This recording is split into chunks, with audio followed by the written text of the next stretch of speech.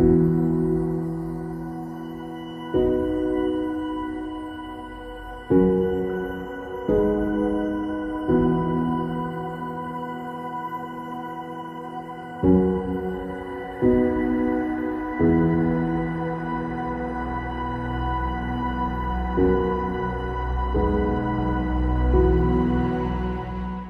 le cedo la palabra al presidente de la Sociedad de Filosofía de la Región de Murcia, Salvador Cayuela, que les hablará de todos los detalles de la asignatura.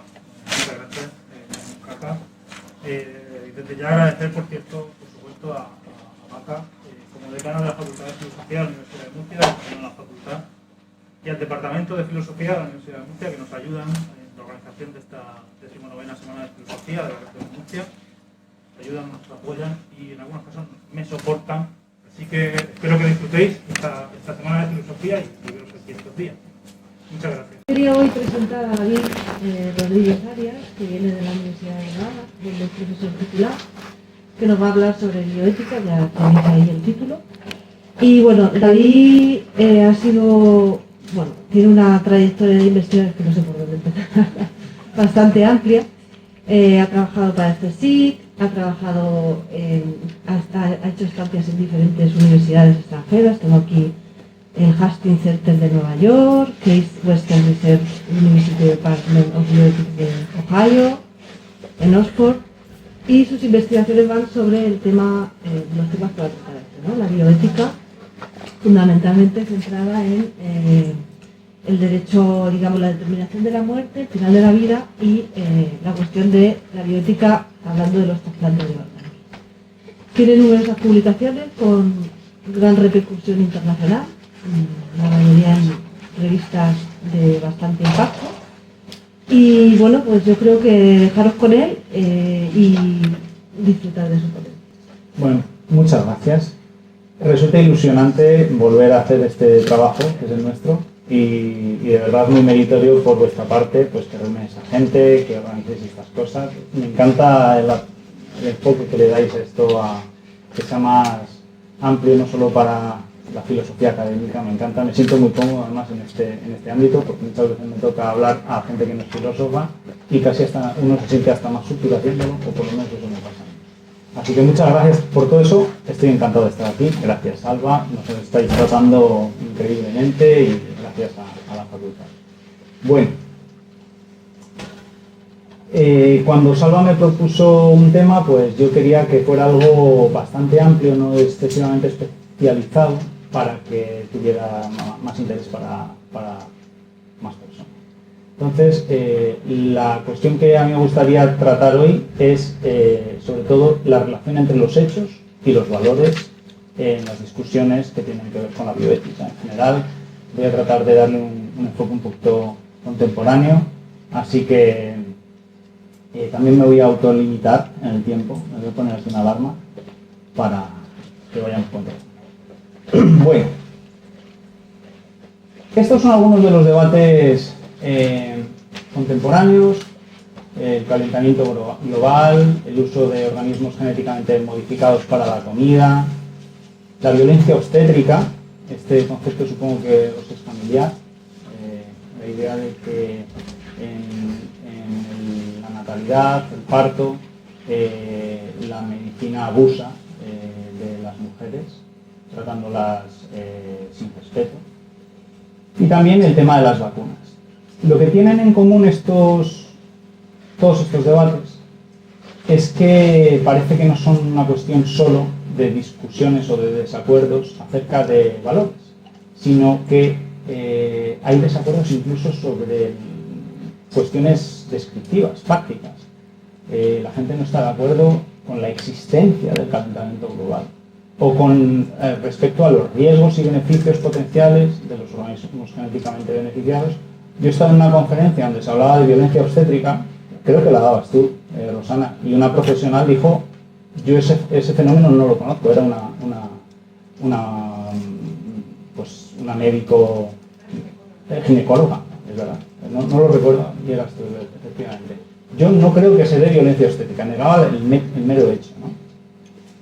Y también, bueno, con respecto a las vacunas, pues hay mucha discusión no solo respecto a si uno se debe poner una vacuna, si es éticamente aceptable, incluso exigible ponerse la vacuna, sino con respecto también a la eficacia de las mismas, a los riesgos asociados, a la capacidad de proteger al propio individuo, a la comunidad. Hay desacuerdos que se refieren en principio a cuestiones que no son de índole normativa, sino también científica, descriptiva. Lo que ha hecho reflexionar esta situación a Gregory Kernick, editor del Hastings Center Report, de una de las revistas más importantes en bioética, es que quizá hemos llegado a un momento de los debates sociales en los que la gente, para formarse su propia opinión, debemos considerar que no solo los aspectos morales de estos debates deben ser tratados con detenimiento, sino también quizá los aspectos descriptivos. Esto tradicionalmente, dice él, se ha asumido que las disputas sobre hechos eran mucho más fáciles de resolver que sobre las cuestiones normativas, y ahora quizá ha llegado el momento de reconocer que no, y eso se debe, entre otras cosas, a que los hechos y los valores están muy implicados entre sí. No es siempre fácil de distinguir qué es un hecho de qué es un valor, ¿no? Y esto, una de las consecuencias que trae, que constata él, es que la gente tiende a despreciar incluso los propios hechos, la verdad, las verdades científicas, porque creen que son simplemente valores, y los valores tienen ese tufo de relativismo, de discutibilidad, a diferencia de los hechos, ¿no? Y esto es una constatación que él hace. Él, yo creo que consigue avanzar en el debate señalando que cuando se establecen categorías en el mundo, esas categorías esa categorización de los fenómenos responden a intereses. Cuando hablamos de normal o natural o de riesgo, no solo estamos constatando un fenómeno, sino que también lo estamos valorando, evidentemente. Y lo estamos hablando de normalidad por oposición a qué, pues por oposición a lo mejor a algo anormal, infrecuente, dependiendo de a qué nos estemos refiriendo o con qué intención lo decimos, pues estamos implicando cosas distintas. La conclusión que él saca es que esto no implica necesariamente que en nuestras clasificaciones haya arbitrariedad, pero sí quizá contingencia, que las decisiones que tomamos acerca de esos conceptos son contextuales, dependen de intereses que se explican por una comunidad que tiene una serie de objetivos, ¿no? Y él señala también que, bueno, que qué tomamos por verdadero depende en gran medida, y esto es también algo que está bastante descrito, en quién confiamos, a quién leemos, la credibilidad que le damos a lo que leemos, y también con qué identidad social nos construimos. Hasta el punto de que si alguien es un naturalista, es más predecible que sea antivacunas, por ejemplo, que si es un naturalista en sentido folk, en sentido New Age, si me lo permitís. Casi que con respecto a la educación que tiene, o incluso y a veces sucede que la ideología política predice, por ejemplo, si uno cree en el cambio climático, ¿no? Esto es curioso, ¿no? Entonces, él dice que no se trata de negar la posibilidad de la verdad científica ni de conceder que cualquier opinión que tiene el mismo valor epistémico, pero sí de afirmar que las afirmaciones de carácter constatativo también quizá merezcan ser revisables y no simplemente ridiculizarlas por ser un antivacunas, un negacionista de la supuesta verdad, sino decir, bueno, vamos a pensar mejor un poco qué es la verdad, porque la verdad quizá también tiene presupuestos de naturaleza ética. Yo voy a inspirarme en gran medida en este pensamiento al referirme a algunas distinciones importantes en bioética. Importantes que además yo creo que son relevantes para las sesiones que vamos a hacer estos días. Me voy a referir al papel que juegan los hechos y los valores, tanto en las distinciones de sexo, en las distinciones entre salud y enfermedad, y también al referirme, que es un tema que yo he trabajado más, a la distinción entre vida y muerte. ¿Cómo sabemos cuando alguien ha fallecido? Y me voy a plantear un poco, si me da tiempo, en qué medidas es aceptable, y esto Rosana lo va a desarrollar también en su conferencia en parte, hasta qué punto es aceptable que las personas discrepen, no ya en asuntos normativos acerca de lo que es éticamente aceptable, etcétera, o lo que es correcto, bueno, sino en cuestiones de naturaleza constatativa. Lo siento, yo no estoy de acuerdo con que yo esté enfermo, o lo siento, no estoy de acuerdo con que mi hijo esté muerto. Si la gente está legitimada para discrepar sobre ese tipo de asuntos. Y voy a decir que son tesis que no parecen tan locas, que no resultan ser tan locas como podría parecer a primera vista. Todo esto plantea en el trasfondo, aunque no lo voy a poder desarrollar, cuál es el papel que le corresponde a los expertos, ¿no?, en estos debates.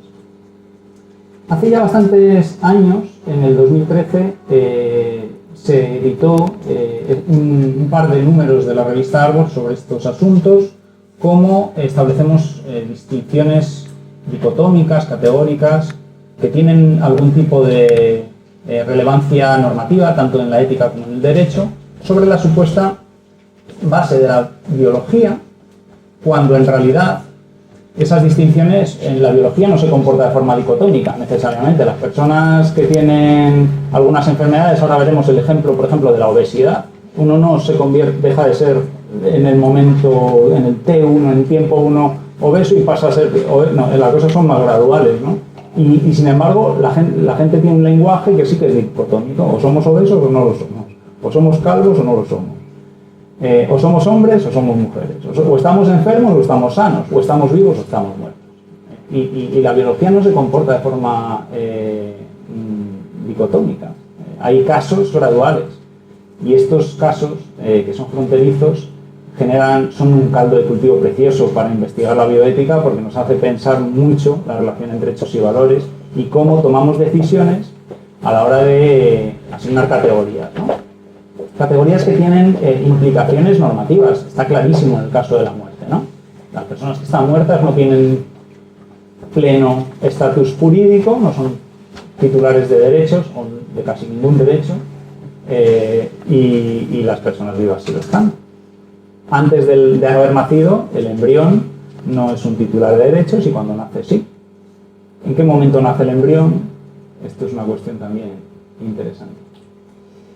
Entonces, por ejemplo, en el caso de la frontera entre hombre y mujer, no puede estar más en la palestra del debate social esta cuestión. Los casos de intersexualidad son casos de indeterminación sexual, casos en los que no es fácil, no hay una descripción estrictamente neutra desde el punto de vista valorativo, no funciona para saber cuál es el sexo de esa persona. ¿Por qué? Porque hay al menos 3 criterios que pueden ser compatibles, pero pueden no ser compatibles entre sí, que sirven comúnmente para asignar el sexo de las personas, que son su desarrollo gonadal, si tienen ovarios o testículos, su desarrollo genital y su desarrollo cromosómico. Y esos 3 componentes, que en muchas personas, si se dan de forma unívoca, son prototípicamente hombres o prototípicamente mujer en los 3 planos, se dan en otras circunstancias en las que no es así. Hay el síndrome de Klinefelter, el síndrome de Turner, muchas condiciones que ni siquiera están todas suficientemente probablemente descritas. Y la decisión de qué peso conceder a cada uno de esos 3 criterios no es una cuestión científica, no es una cuestión objetiva. Ahí se toma una decisión. Se toma una decisión y a qué parte se le da más peso a la hora de asignar un sexo. Si queremos ser dicotómicos, pues es una cuestión que la ciencia no nos dice cómo tenemos que hacer. No sé si ustedes saben, si hiciera aquí una votación, que no vamos a hacer, estarían de acuerdo en cuál es el sexo de estas personas, ¿no? Se da el caso de las personas a la izquierda, como Rubén Castro, aquí en España, que gestó exitosamente y parió un bebé, una persona transexual. También el caso de arriba, Thomas Gilpin. Bueno, entonces, quizá una pregunta más interesante es la de ¿por qué necesitamos saber si alguien es hombre o mujer? Lo que pasa es que ¿cuál es el problema con que no lo sepamos? Bueno, pues claro, ¿a qué intereses responde esa preocupación, ¿no? ¿Por qué necesitamos? Es verdad que las personas necesitamos atajos cognitivos, porque la realidad es muy compleja y a veces el lenguaje sirve para reducir toda esa complejidad y nos ayuda a manejarnos y a entendernos en muchos casos. El problema son en los casos fronterizos, que ahí el lenguaje confunde e incluso realiza injusticias, porque hay personas que se sienten muy incómodas, incluso no se explican y no encuentran una justificación de por qué se les ha asignado el sexo que se les ha asignado, incluso quirúrgicamente. Esto en nuestro acervo cultural, Alaska lo decía muy bien, ¿a quién le importa, no? ¿A quién le importa lo que yo haga? ¿A quién le importa lo que yo diga? Luego el título de las otras canciones no tiene desperdicio, ¿eh? ¿A quién le importa? De mujer a mujer, aquí sí que parece que lo tiene ya más claro. Nadie entiende, en esto estamos de acuerdo. El rincón prohibido, falsa moral, y luego simplemente amigo. Bueno, pues nos conformaremos con eso. En algunas circunstancias sí importa, y a la gente le importa, está claro. Y este es uno de ellos. Cuando una persona se duda de su condición hombre o mujer, en el caso de un contexto de competición, de deporte, Semenya fue acusada de no ser mujer y de estar ganando todos los campeonatos me parece que eran 200 metros lisos, y tuvo que ser sometida a un examen por parte de expertos. Yo no sé, entiendo muy bien cuál era la autoridad de esos expertos, pero tuvieron que hacer un análisis cromosómicos, etcétera, etcétera. Ahí tuvieron que tomar la decisión de por qué los cromosomas eran importantes para tomar esa decisión. Finalmente la dejaron seguir compitiendo. Otra frontera es la que tiene que ver entre la salud y la enfermedad. Aquí tengo algunos ejemplos que en algún momento de la historia se han considerado como casos de enfermedad. La obesidad, la sordera, la infertilidad, la calvicie, la menstruación, la anorgasmia, el embarazo, un caso de enfermedad. Homosexualidad, por supuesto, el resfriado leve, la masturbación, el onanismo ha sido considerado una enfermedad, la drapetomanía, esa tendencia enfermiza de los esclavos a querer ser libres, la piel oscura, la tristeza, el acné, la hilaridad incontenible, la fealdad, el sarampión, tener una verruga, una infección asintomática de COVID-19 también se considera una enfermedad, la paraplegia. Algunos nos parecen más claros que otros, sin embargo es difícil encontrar un criterio que sirva para decir por qué todos ellos, o todos los que a cada uno de nosotros y nosotras nos parece que es una enfermedad, justifican que lo sea. De manera grosera, empleamos dos criterios fundamentales para atribuir esa característica, ¿no? La presencia de una disfunción biológica y la indeseabilidad o daño, el hecho de que esa condición te genera daño o que algo resulte indeseable. Esto clasifica a las diferentes visiones y a las diferentes concepciones de la salud y la enfermedad entre naturalistas y normativistas, pero como bien señala Peter Schwartz, la cosa es un poquito más compleja porque estas dos condiciones no distribuyen a todas las posiciones en únicamente dos, sino en cuatro, porque hay algunos que contemplan que para que algo sea una enfermedad debe darse a la vez una disfunción biológica y que sea indeseable, o no darse ninguna o darse solo una de las dos, ¿no? Entonces estaríamos en esta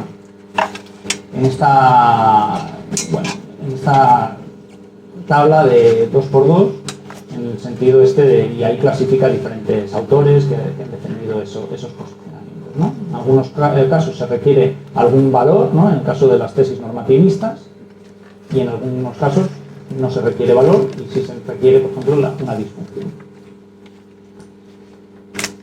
Él sugiere que en las definiciones, cuando establecemos una línea como fuerte, ¿no? entre la salud y la enfermedad, lo que estamos haciendo se parece más a una toma de decisiones y no a un descubrimiento. No estamos simplemente constatando algo que se nos impone, así como a los ojos, sino que estamos tomando decisiones. Él también tiene una lectura lingüística del asunto, de orientación wittgensteiniana, señalando que en realidad a lo mejor el problema está en nuestro lenguaje, esa intención que traemos desde Aristóteles de pensar que el lenguaje debe capturar la esencia de los fenómenos, entonces las condiciones necesarias y suficientes para que algo sea enfermedad, ¿no? Y eso nos juega malas pasadas, porque cosas que nadie tiene inconveniente en considerar que es una enfermedad, pues no comparte con otras cosas que también consideramos que es una enfermedad ninguna condiciones necesarias y suficientes. Entonces él propone transformar esto en un modelo basado en prototipos. Alguien participa en mayor o menor medida del ideal, del prototipo, del arquetipo de salud o de enfermedad o de muerte o de vida. Y luego métricas de similitud. Este está bastante más enfermo que este otro. Este está bastante sano. Este está casi malísimamente, ¿no? Así. Algo así también sucede en el caso de la frontera entre la vida y la muerte. Nadie tendría, estoy presumiendo demasiado, nadie tendría demasiado inconveniente en decir que el niño ese que está sonriendo está vivo, y supongo que pocas personas entre las que estamos aquí dirían que ese, a pesar de su postura experto, sentado ahí está bien agustico, el cadáver ese, el esqueleto, que sea un cadáver, ¿no? Que esté muerto. Sin embargo, entre esos dos estados, antes del primero y después del segundo incluso, y desde luego entre el primero y el segundo se dan enorme graduación de situaciones, ¿no? Las biotecnologías van a convertir en todavía más problemático estas fronteras, porque antiguamente, antes de que se desarrollaran los respiradores automáticos en particular y otras medidas de soporte vital o de reanimación, los desfibriladores, los corazones artificiales, las máquinas de corazón y pulmón, que eso se llama ECMO. Bueno, estas medidas, antes de que existieran estas medidas, las personas se morían un poco como se mueren en las películas de los vaqueros, cuando de repente, y además te lo enseñan, ya está, no queda ninguna duda de sangre. Ya está, segurísimo que se ha muerto. ¿Por qué? Pues porque los tres grandes centros vitales, que son la respiración, el cerebro y el corazón, se interrumpían prácticamente de manera simultánea. Cuando el corazón deja de latir, deja de emitirse sangre oxigenada al resto del organismo, el cerebro padece una anoxia, el tronco encefálico, que es responsable de la iniciativa respiratoria, falla, se deja de respirar. Cuando alguien recibió un disparo en la cabeza, inevitablemente pues, el corazón se paraba o dejaba de respirar, mejor dicho, primero, y luego el corazón se paraba. De una secuencia muy rápida, de manera que la muerte era una cosa bastante abrupta y no gradual. ¿Qué pasa con las biotecnologías? Concretamente las tecnologías aplicadas al soporte vital. Bueno, pues que esas tres centros vitales van a distanciarse unos de otros, porque es posible que alguien haya perdido irreversiblemente las funciones del cerebro y sin embargo mantener la función cardíaca durante semanas, meses, años. Alguien se le puede haber parado el corazón y sin embargo en una cirugía de corazón abierto, por ejemplo un trasplante de corazón, se le pone una máquina que hace las veces de corazón y pulmón, y el corazón, o sea, esa persona no está consciente porque está sedada, pero puede, de hecho, como de hecho ha sucedido, el trasplante fracasa, entonces porque hay un rechazo inminente del trasplante de corazón, esa persona se queda sin corazón durante un tiempo con esa máquina, sin corazón, está viviendo y consciente y te está hablando sin corazón, ¿vale? O sea, las biotecnologías están haciendo esto. Han existido tradicionalmente, tradicionalmente existía un único criterio para determinar la muerte, legalmente aceptado, que era la parada cardiorrespiratoria. Nadie se ponía a mirar la actividad cerebral. Se presumía que ya se había perdido. Pero las únicas funciones que se consideraban vitales era la función cardiorrespiratoria, que además se hablaba así, cardiorrespiratoria, como si fuera la misma función, cuando en realidad son dos. Y sin embargo, es verdad que las dudas acerca de la determinación de la muerte han existido desde hace ya mucho tiempo, en particular en el siglo XVIII, ¿no?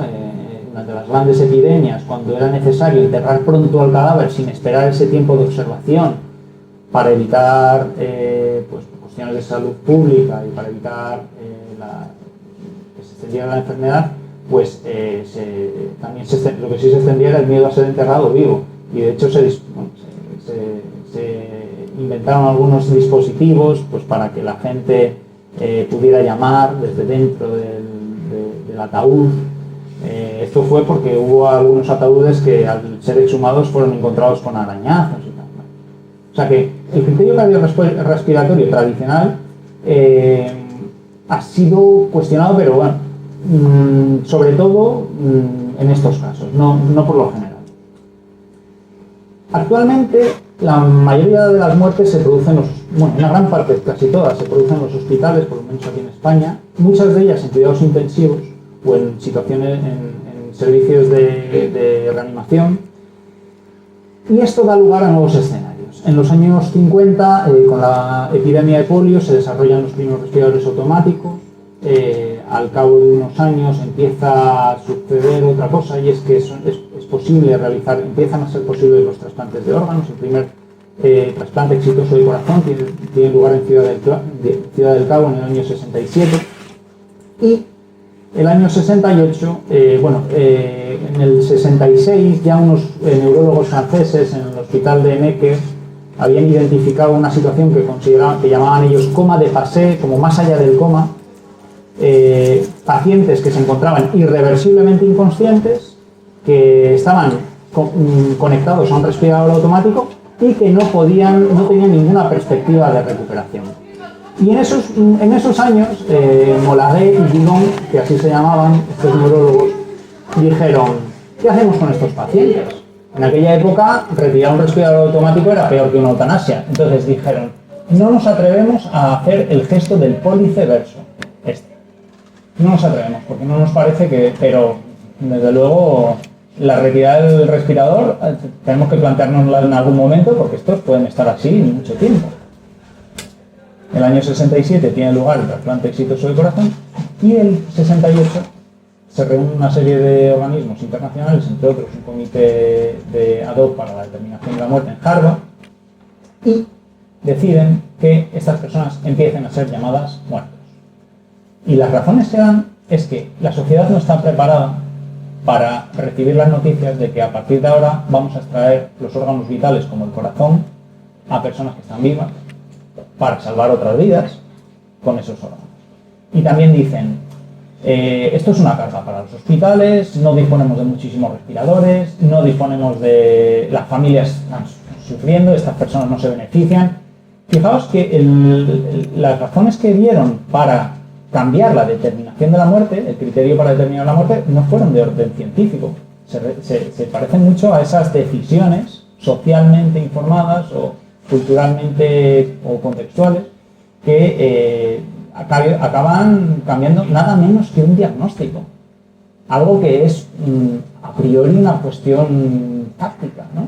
Alguien está vivo o muerto, parece que este es el hecho más como menos discutible que hay. Si acaso, ¿no? Pues dice, bueno, está enfermo, está sano, pues no lo sé. ¿Está muerto? O sea, esto es algo que se nos impone casi, ¿no? Pues fijaos, hasta eso no ha sido decidido por cuestiones científicas. Las razones científicas vendrían años más tarde. Se han dado casos, como el de Marlis Muñoz, de mujeres embarazadas, que se decide prolongarlas en muerte encefálica para que tenga lugar un parto exitoso, ¿no? Y hay una serie de casos, bastantes casos como este. Fijaos que los medios de comunicación se lían mucho, porque la llaman viva, la llaman muerta, la llaman de las dos formas, en fin, salvo que uno pueda estar vivo y muerto a la vez, aquí hay contradicciones. Entonces, estas nuevas situaciones posibilitadas por las biotecnologías generan nuevas situaciones de indeterminación. Situaciones en las que la naturaleza no nos informa sobre cuál es el estatus vital de esas personas. Pero hay intereses en juego. ¿Qué intereses hay en juego en la determinación de la muerte? Bueno, pues cuando alguien está muerto, las personas que les rodeamos, podemos empezar a hacer el duelo. Lo tenemos más fácil. Es difícil empezar un duelo antes de que la persona haya fallecido. Por supuesto, toda una serie de consideraciones económicas, jurídicas, de las herencias, los seguros de vida, etcétera, etcétera. Se hacen los ritos funerarios. Se interrumpen los costes relativos al esfuerzo terapéutico, aunque con el paso de los años ya hemos abandonado, afortunadamente me permito decir, que es una opinión, que no necesitamos declarar a alguien muerto para retirar un respirador automático. El criterio de futilidad terapéutica y por supuesto el criterio del rechazo por parte del propio paciente son razones suficientes para interrumpir un respirador automático. No es necesario llamar a alguien muerto para dejarle morir. También con la muerte me parece que se está acoplando un poquito. La puerta quizá puede haber hecho algo. ¿No? Bajamos el sonido este quizá. Es que si no va a ser horroroso para vosotros.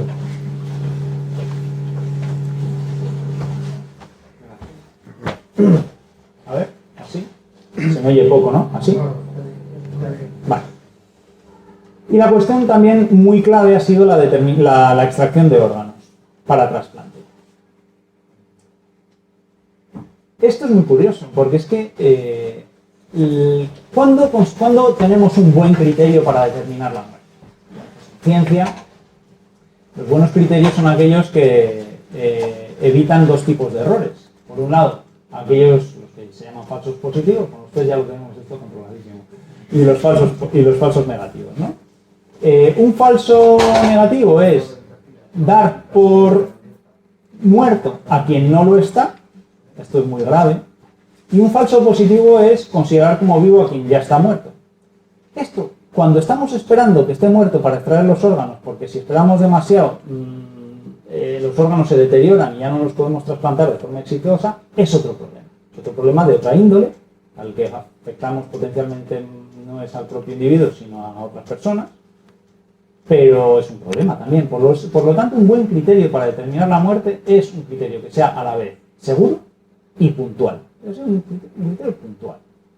Y esto hace que debamos afinar mucho. Y cada vez tenemos que tener mucha seguridad, pero debemos afinar mucho. Y cada vez los criterios se han ido evolucionando para que cada vez podamos declarar como muertos a gente que antes estaba viva. También está sucediendo en el caso de la muerte del criterio cardiorrespiratorio, y en esto no me voy a detener, porque sería otro berenjenal y no me voy a meter en él. Pero que sepáis que actualmente hay algunos protocolos en el mundo que permiten la extracción de órganos, del corazón concretamente, de pacientes que han perdido la función cardiorrespiratoria 75 segundos antes de que se extraigan los órganos. Es decir, que cada vez se están acortando más los tiempos.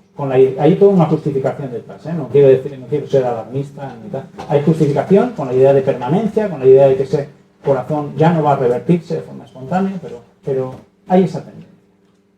Y por supuesto, ojo, que esto se me olvida decir, hay otro presupuesto normativo aquí en todo esto, que es que nadie se le está ocurriendo, bueno, a mucha gente se le está ocurriendo en la academia, y de hecho algunas personas somos, yo me incluyo, los que lo proponemos, que a lo mejor todo este problema nos viene de ir cambiando las fronteras entre la vida y la muerte y las cuestiones descriptivas, porque no queremos afrontar la cuestión real, normativa, explícitamente normativa, que es si es o no aceptable provocar la muerte de una persona para extraerle los órganos, o porque esa persona quería fallecer, o porque esa persona quería fallecer donando sus órganos, etc. O sea que la cuestión normativa podría tratarse de forma directa. Y eso quizá algunos de los problemas de que generan esos intereses en juego se podrían resolver. Bueno, aquí está lo que os acabo de decir, así que pasamos. Entonces, también en el caso de la determinación de la muerte se pueden dar dos posturas. Una postura naturalista que diría que podemos declarar la muerte cuando la gente está muerta, por lo tanto la muerte se plantearía como un hecho biológico, no una construcción social, y quienes han adoptado este enfoque, como por ejemplo James Bernard, Colbert y Gerd, muchas personas en el debate. Pero como es la posición mainstream y la que justifican las actuales legislaciones en todo el mundo prácticamente, es esta. La idea de que la persona en muerte cerebral está muerta porque cumple una condición, una definición de la muerte, que es la pérdida irreversible del funcionamiento integrado del organismo como conjunto. El planteamiento que está aquí a la base es que el cerebro es una especie como de jefe de orquesta, el que coordina todo el resto del organismo. Y cuando se ha perdido la función cerebral, uno deja de ser un todo organizado y empieza a ser una colección desorganizada de actividad tisular. Bueno. La idea como una idea de organismo como conjunto, ¿no? Desde un punto de vista normativista, sería lo contrario. No es que la gente podamos declarar la muerte cuando la gente esté muerta, no, es que la gente está muerta cuando decidimos que lo está. Sería esta la idea, ¿no? Está muerto aquel que en un momento y un lugar determinado resulta socialmente aceptable considerarlo como muerto. Planteamientos de la tesis naturalistas. Bueno, pues que la muerte equivale a la pérdida irreversible del funcionamiento integral del organismo como conjunto, que el cerebro es el sistema regulador y que además hacían un pronóstico en aquella época, y es que las personas en muerte cerebral, hagas lo que hagas, van a perder también su función cardiorrespiratoria, y esto se ha demostrado que no es así. Una de las críticas que se le hace, de las razones por las que esta definición de la muerte está en crisis total, es que se ha demostrado casos de personas cuyos padres, que generalmente se oponían a considerarles como muertos, estos que decían, doctor, yo discrepo de que mi hijo esté muerto, pues que han conseguido, por artificio y artilugio, artimañas legales, mantener conectados a un respirador automático durante mucho tiempo a esas personas, y que esas personas no han perdido la función cardiorrespiratoria, las funciones cardiorrespiratorias, no las han perdido, obviamente están asistidos, pero claro, tampoco vamos a emplear la distinción artificial o natural como un criterio de vida y muerte, porque hay muchas personas que están absolutamente asistidas por tecnología, que están vivitas y coleando y hasta nos saludan, ¿no? Entonces, otras razones por las que esta tesis está en crisis es que el cerebro de las personas correctamente diagnosticadas en muerte cerebral mantiene ciertas actividades y ciertas funciones, y no cualquier función. Por ejemplo, la secreción de la hormona antidiurética, que es responsable de que no se deshidrate el organismo. Bueno, pues esto se ha descubierto en organismos, en humanos correctamente diagnosticados en muerte cerebral. De hecho, lo que se ha mostrado es que muchas adolescentes, generalmente, en muerte encefálica, cuyos padres no aceptaban ese diagnóstico, han sido cada vez más independientes, más autónomos desde el punto de vista funcional. Y han sido capaces de madurar sexualmente, tener respuesta febril ante infecciones, se les sube la tensión cuando tienen una punción, no cosas compatibles con la conciencia, eso no se ha demostrado, pero sí una cierta funcionamiento orgánico, incompatible con el concepto de muerte que presupone esta definición, ¿no? Este es el artículo que... Argumentos normativistas, y aquí tenemos algunos autores como Beach y Bagheri, que dice la medicina por sí sola no puede demostrar que la muerte cerebral sea la muerte, y por lo tanto las personas pueden discrepar, no solo los expertos tienen una autoridad para decir cuando alguien ha muerto, sino las personas pueden aceptar. Y un cierto pluralismo con respecto a la determinación de la muerte debería ser aceptado. Ellos sugieren que a todo el mundo en muerte cerebral por defecto se les considere como fallecidos, pero si las personas tienen razones de varia naturaleza, religiosas o de otro tipo, para objetar al diagnóstico, debería permitírsele que no se les declarara muertos. Esto es lo que viene. De hecho, Japón es un país que acepta un pluralismo institucionalmente con respecto a la determinación de la muerte. Esto es curiosísimo, porque Japón, que es un país muy tradicional, de tradición shintoísta, para esta tradición la vida no depende del cerebro, sino de la respiración, y por otro lado es un país que se da la circunstancia que es tecnológicamente hiperavanzado, también se dan casos de muerte encefálica, y este país solo en el año 96, tan tarde como en el 96, empezó a considerar la muerte cerebral como un criterio posible de muerte, y solo si la familia está de acuerdo con ello. O sea, que es que se tienen que dar determinadas circunstancias. De hecho, se da, como bien señala en este libro maravilloso Margaret Bloch, la antropóloga de la medicina, que se da esta circunstancia paradójica, ¿no? En Japón, dos individuos en idéntico estado fisiológico, puede uno estar vivo y el otro muerto en función de las preferencias de ese paciente o de sus familiares, más concretamente. También en el estado de New Jersey.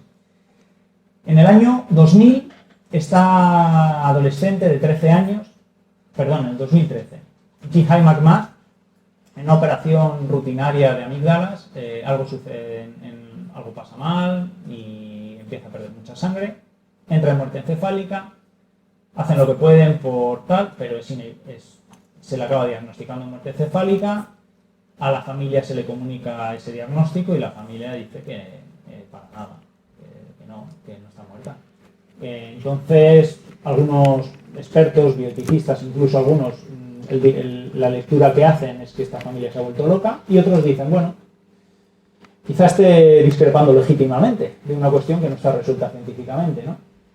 Entonces, esta familia consigue a través de un crowdfunding dinero para conseguir un buen abogado, que por cierto le trajimos a Granada, un personajazo, el tipo, y defiende a esta familia, consigue que se le flete un avión medicalizado hasta New Jersey, que es el único estado de Estados Unidos donde se acepta un cierto pluralismo con respecto a la determinación de la muerte, porque hay una tradición de judíos ortodoxos que también rechazan el diagnóstico de la muerte, allí muy grande, y por eso hay una cláusula de la ley de New Jersey que dice si por razones religiosas las personas pueden discrepar con respecto a la muerte cerebral. Pues allí se la llevaron. Y esa persona que estaba muerta en el estado de California, donde había tenido la operación, resucita legalmente y sigue viviendo conectado a un respirador automático durante 5 años. Precisamente en Nueva York, cerca de New Jersey, en el puente de Brooklyn, un antisemita, atentó contra un furgón, un niño, Ari Halberstam, recibió un disparo en la cabeza, se le declaró muerto cerebral, y mientras la familia consultaba con sus rabinos si su hijo estaba muerto, el rabino dijo que no, empleó ese argumento como un argumento exculpatorio para reclamar que la pena se redujese por homicidio en grado de tentativa. Digamos que se puede abusar de ese pluralismo. Objeciones, pues ya los vemos, ¿no? Que una cosa es el pluralismo y otra cosa es el relativismo irrestricto, ¿no? Lo socialmente aceptado no es lo socialmente aceptado no es lo socialmente aceptable, ni siquiera lo éticamente aceptable, ni siquiera lo políticamente asumible, ¿no? Y hay consecuencias muy problemáticas de esta visión. Alberto Molina, junto conmigo y Stuart Jungner, defendimos hace años que reconocer que en la determinación de la muerte intervengan juicios de valor no significa que solo sea una cuestión valorativa. La muerte, como también la salud, como también el sexo, son categorías que están a medio camino entre la biología y la cultura. Dependen de ambas cuestiones, ¿no? Aquí está. Y Rosana, que también está aquí, pues ha trabajado el asunto de la objeción de conciencia, y es una cuestión que tenemos pendiente de trabajar si la objeción de conciencia que se plantea, como ahora nos hablará, sobre cuestiones que son claramente normativas, si una persona debe provocar una eutanasia, si debe practicar un aborto, esas son cuestiones claramente normativas, ¿no? Pero otra cosa es si una persona puede objetar a lo que en realidad es un diagnóstico. Es una cuestión, un asunto no tan claramente normativo. Bueno, me quedan 2 cosillas para decir. Quizá uno de los problemas, como ya sugería Winston Chung con respecto y Peter Schwartz, con respecto a la enfermedad, es que seguimos arrastrando una visión esencialista del lenguaje, esta idea de que la definición debe capturar la esencia de los fenómenos, y quizá debamos abandonar este modelo por una visión más wittgensteiniana. Fijaos, aquí se da esa circunstancia, ¿no? Todos estos grados, ¿no?, de la muerte, entre el bebé y el cadáver está, pues, una parada cardíaca, la muerte cerebral, un estado vegetativo permanente, una enfermedad degenerativa del sistema respiratorio, alguien que no puede respirar por sí mismo. El locked-in es el síndrome de enclaustramiento, personas que no se pueden mover para nada, pero que son conscientes, que pueden parecer en estado vegetativo, pero no lo están. Y un varón estéril, lo he puesto ahí como un ejemplo de que alguien que ha perdido la capacidad reproductiva, pero no el resto de las capacidades, ¿no? He puesto conciencia, respiración espontánea, latido espontáneo, funcionamiento integrado, capacidad reproductiva, resistencia a la entropía, a la desintegración. Son cosas que generalmente asumimos que son condiciones que se dan en los muertos, desde luego en los prototípicos se dan claramente, pero los otros participan en mayor o menor medida de esto, incluidos varones. Este sería un poco el modelo de aproximación lingüística que podría tenerse de estos fenómenos. Habría relaciones de parentesco que son contingentes. Pues mira, tú tienes los ojos de tu abuelo, pero no tienes ni la nariz, ni las orejas de soplillo, para esto no, pero sin embargo, esos ojos me permiten saber que tú eras nieto de este. Pues funcionan así. El lenguaje y la comunicación muchas veces es funcional sin necesidad de compartir estas visiones esencialistas, ¿no? Entonces tendríamos ejemplos centrales y ejemplos periféricos. Y también deberíamos, como han sugerido Checho Olsin y Lorenzo Peña, métricas comparativas. El paciente A está bastante vivo. Esto nos resulta curioso, pero vendría a significar esto. El paciente B está bastante más muerto que el otro paciente. El paciente está suficientemente muerto como para extraerle los órganos, aunque no a lo mejor para enterrarlo. Este tipo de cosas. Algunas conclusiones. No nos queda más remedio que seguir considerando problemática la relación entre hechos y valores. Desde luego en bioética, yo diría que la bioética, una parte de la bioética, no toda la bioética, es una reflexión sobre esa relación. A eso nos dedicamos. Las categorías diagnósticas no son solo hechos científicos, sino también, en parte, dependen de decisiones culturalmente informadas y moralmente informadas. Reducir a hechos esas cuestiones es una forma de escamotear el debate bioético, porque la gente sigue pensando que los hechos son indiscutibles y los valores no. Por lo tanto, decirme, es que está muerto. Pues ya no planteamos la cuestión de si es éticamente aceptable extraer los órganos, porque ya está muerto. Entonces ya a esa categoría lleva asociadas el resto de cuestiones normativas, ¿no? Y quizá esto es algo que tendríamos que discutir más, algunas formas, no sé cuáles, no lo tengo yo muy claro tampoco, de pluralismo quizá podrían estar justificadas tanto en la determinación de la muerte como en las discusiones acerca de los diagnósticos de salud y de enfermedad y también en el caso de la asignación o determinación del sexo de las personas.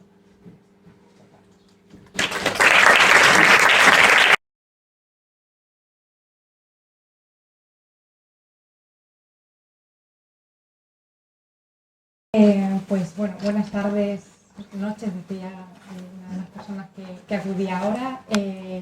Un gusto compartir este rato en esta especie de vuelta a la tridimensionalidad después de tanto tiempo de pantalla. Casi me he emocionado hoy en la fecha porque iba a coger un tren y para venir aquí después de mucho tiempo. Agradezco un montón la invitación de la Sociedad de Filosofía de la Región de Murcia, a Salvador, gracias por pensar en mí, Paca, por quedarte allí.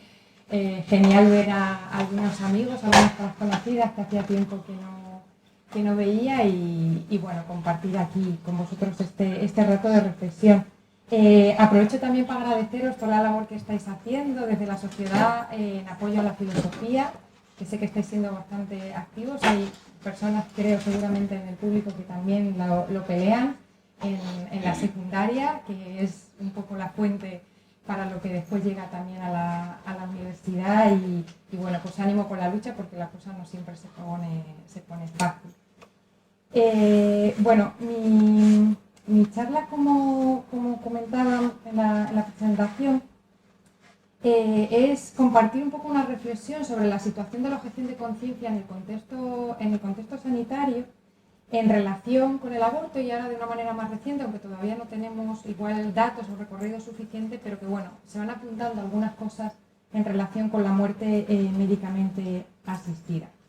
Para ponernos un poco en situación y describir un poco como un punto de partida, un escenario que probablemente os resulte conocido porque bueno, son casos que salieron en los medios de comunicación, vamos a pensar en estas situaciones, ¿no?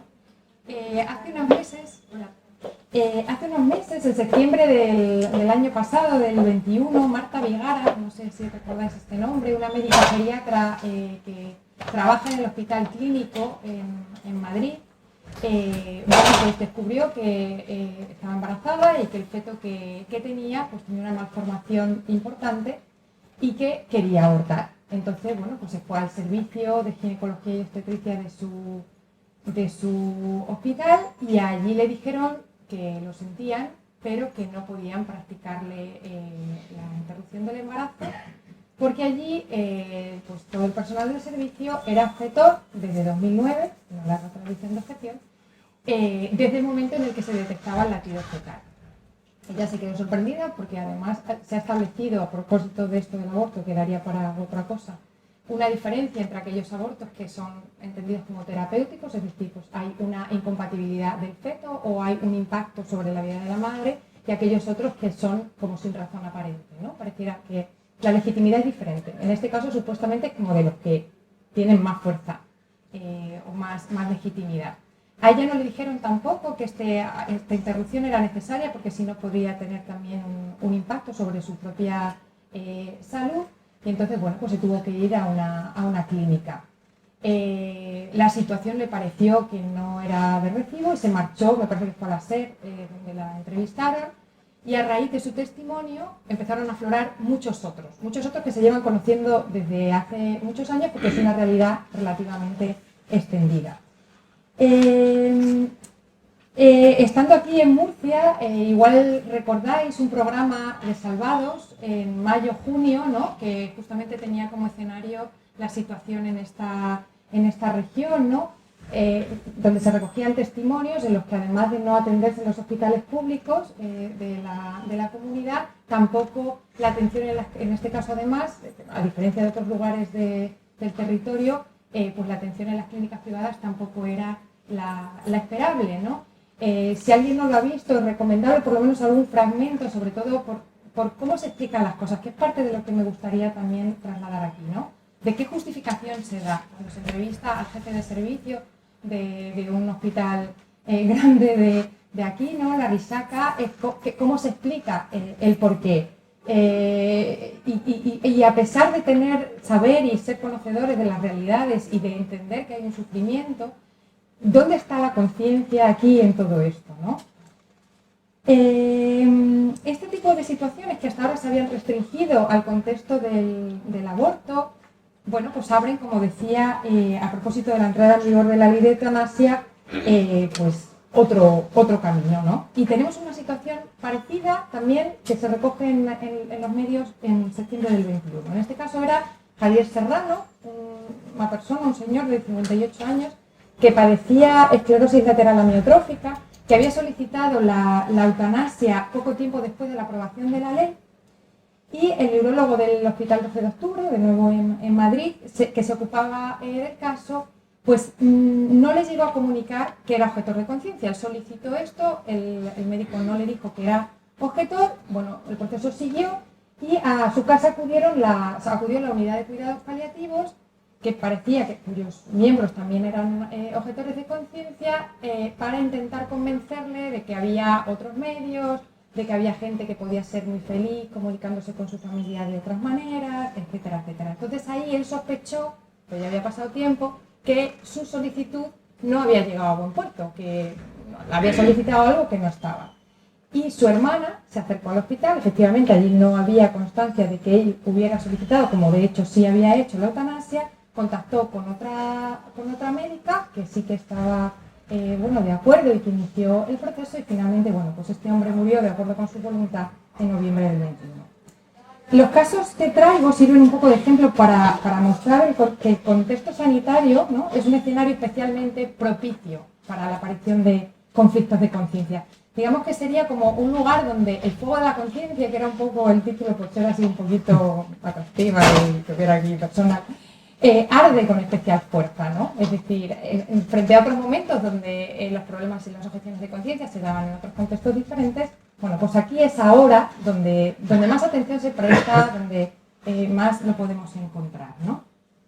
Especialmente cuando se trata de ese ejercicio profesional vinculado a la vida y la muerte de las personas. El principio de la vida, como bien sabéis, el inicio, y lo comentaba muy bien antes David, ¿no? Cómo establecer el inicio de la vida y esas dificultades, y cómo establecer el final, algo que tendría que ser como tan sumamente categórico, pues no, está lleno de valores, no son cosas factuales, y son valores que son importantes, ¿no? Y que tienen que ver con cómo interpretamos la libertad, cómo interpretamos el bienestar, la integridad física de cada uno, ¿no? Y que no interpretamos de la misma manera, ¿no? De ahí que entre pues, la posibilidad del pluralismo y las dificultades de lidiar con esto.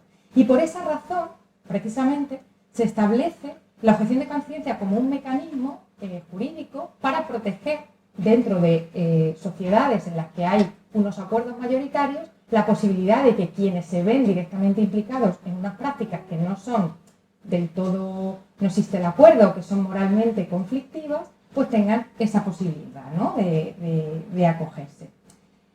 En principio, la cosa está pensada para que se produzca un equilibrio entre la preservación de las convicciones a través de la objeción de conciencia de los profesionales sanitarios que tienen que realizar estas prácticas y la posibilidad de que las personas que tienen acceso a unas prestaciones garantizadas por la ley, como puede ser la interrupción del embarazo, como puede ser la muerte médicamente asistida, pues tengan, bueno, pues un equilibrio razonable, ¿no?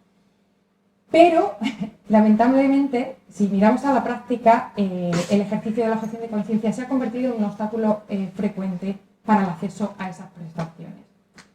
Desde el punto de vista teórico, la objeción de conciencia es un mecanismo que permite esa preservación de la integridad moral del individuo frente a la norma y se trata, y así se ha establecido, de un recurso excepcional. Tenemos que tener en cuenta que normalmente las leyes son para todos estamos obligados a su cumplimiento y se establece una cláusula de excepcionalidad precisamente para no obligar a alguien cuyas convicciones profundas siente y cree que esto va a ser pues algo incompatible con su identidad, con su ser, con su integridad, pues esto se preserva. Pero no deja de ser un carácter excepcional, porque si no sería, bueno, pues yo objeto a que mis impuestos vayan a tales motivaciones o preferiría pagar menos o pagar más o no tirar la basura cuando me dicen que la tengo que tirar, ¿no?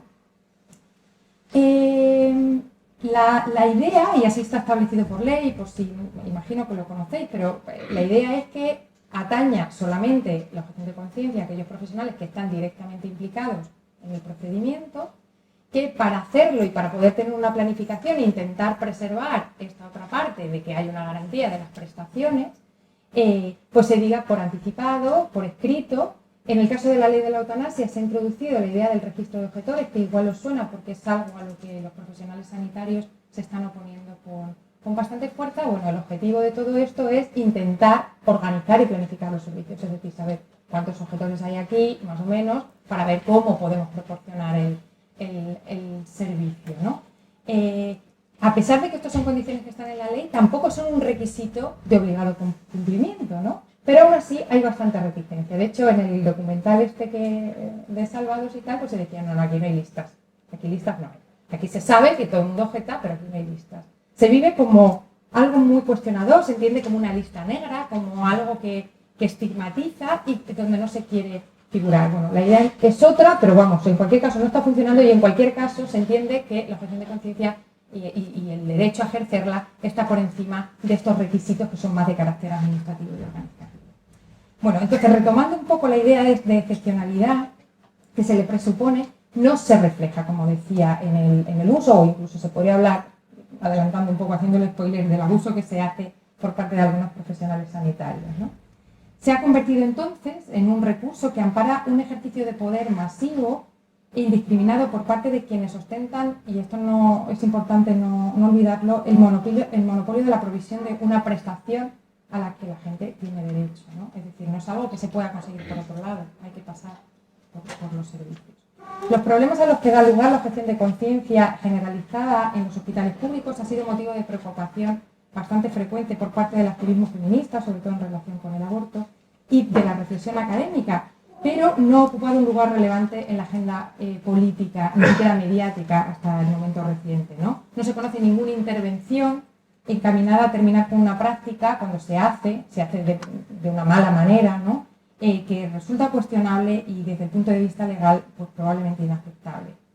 Ni el conocimiento de la objeción de conciencia informal dentro y fuera de los hospitales, donde es común oír esto de que todo el mundo sabe que aquí no se hacen abortos, o no, aquí que no venga nadie porque aquí no se va a hacer ninguna eutanasia. Esto es algo conocido, ¿no? Y se sabe y se dice por ley que eso no puede ser, que es algo colectivo, que no se puede hacer. Ni estos casos que han tenido repercusión mediática, porque ha habido quien los ha puesto de manifiesto, pues no ha tenido una atención por parte de los poderes públicos. Y en ese sentido, quizás ese programa, ¿no?, del que hablábamos, dedicado a esta dificultad, haya supuesto un cierto revulsivo para despertar el debate y denunciar lo que José Medina, el epistemólogo, ha denominado la negligencia epistémica institucional, es decir, pues, dar la espalda, ¿no? O sea, quedarse como ciego, diría que sordo y mudo ante ciertas realidades que son de todos conocidas. Tras esa emisión, es curioso, ¿no?, el poder de los medios cuando se ponen, varias instancias políticas, entre ellas la ministra de Igualdad y la vicepresidenta tercera del Gobierno, manifestaron en las redes sociales su deseo y su compromiso de investigar la situación, hasta ahora parece ser que no les había llegado el eco, y mejorar las condiciones del ejercicio del derecho, en este caso, al aborto. Y bueno, veremos en qué queda la cosa, de momento no se ha vuelto a saber nada. En la medida en la que supera esa dimensión de la conciencia individual para convertirse en una acción colectiva y uniforme, que es lo que se está observando, esta forma que estoy describiendo de ejercer la objeción de conciencia podría considerarse como una especie de desobediencia civil encubierta, ¿no? Pero es una desobediencia civil, diría, sui generis o un poquito cómoda, ¿no? Sabéis esto de que en la obediencia civil tenemos grandes referentes que forman parte de nuestro imaginario. Mahatma Gandhi, un grande de la desobediencia, decía que en lo que a la conciencia concierne, la ley de la mayoría no tiene lugar y que los actos de conciencia suelen acompañarse de la disposición a pagar un precio. Martin Luther King defendía que un individuo que rompe una ley que la conciencia le dicta, que es injusta y que está dispuesta a aceptar la pena de prisión para alzar la conciencia de una comunidad sobre su injusticia, en realidad está expresando el más alto respeto por la ley. Es decir, de nuevo, existe como la posibilidad de que va a haber un precio de pagar. Junto con estos nombres conocidos y sus grandes discursos, también están otras personas más o menos anónimas, ¿no?, que se negaron a realizar el servicio militar obligatorio, que se han negado a participar en guerras, que no han colaborado con determinados regímenes totalitarios o racistas, en el contexto sanitario, que han seguido atendiendo a personas a pesar de que había una ley que les prohibía hacerlo, ¿no?, en el caso del decreto que se aprobó en 2012 que negaba la asistencia sanitaria a población migrante en situación de irregularidad.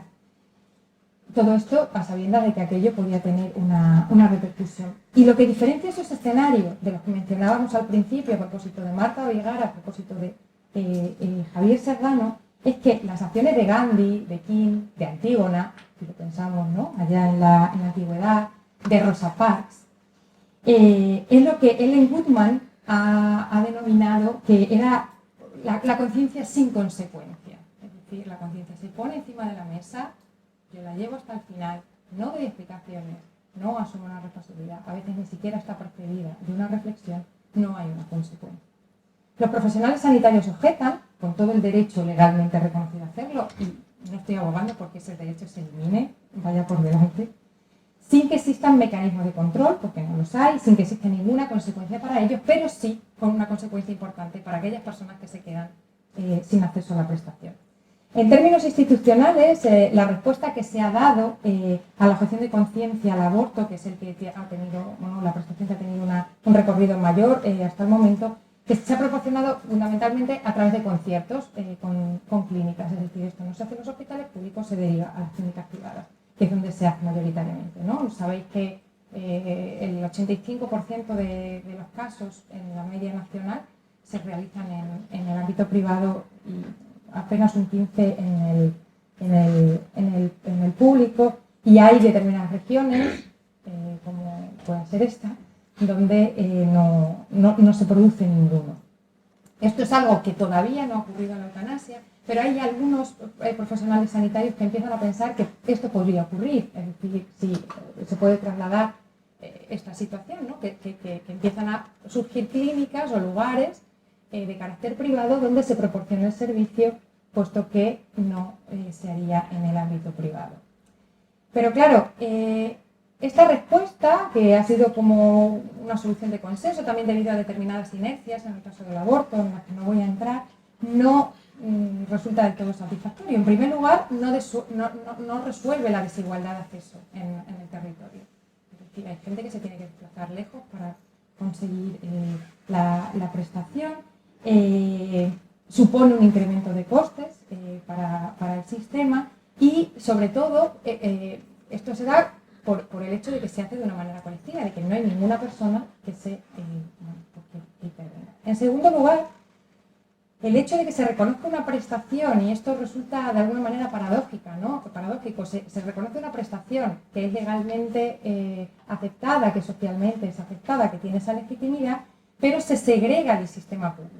De manera que hay una suerte de estigmatización también. Es decir, todo esto se hace en el hospital, se nace en el hospital, se para en el hospital, si no está mal no se va al hospital, pero si vas a hacer esto, vete por el caminito y por la puerta de atrás, disimulando lo que buenamente puedas, porque bueno, esto no. De manera que hay una exposición pública de la intimidad, un cuestionamiento de la toma de decisiones en el caso del aborto en las mujeres y potencialmente de aquellas personas también que soliciten la prestación de ayuda a morir, ¿no?